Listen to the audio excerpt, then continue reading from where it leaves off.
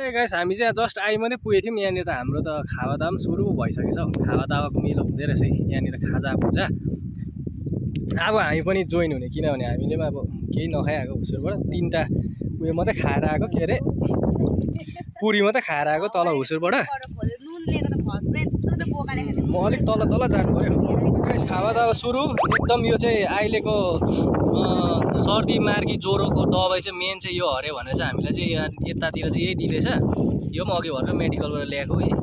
के कटकुट हुँदैछ यो चाहिँ मेन अहिलेको मेन ज्वरो मार्गीहरू चट्टै हुने एकै पिसले चट्टै हुने चाहिँ यो दबाई भनेर दिएको छ है त्यही भनेर चाहिँ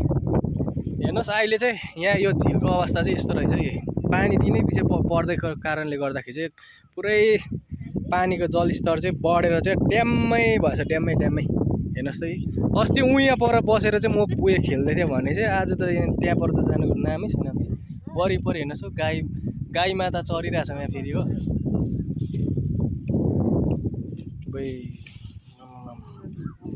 यस्तै छ है गाइस हेर्नुहोस् त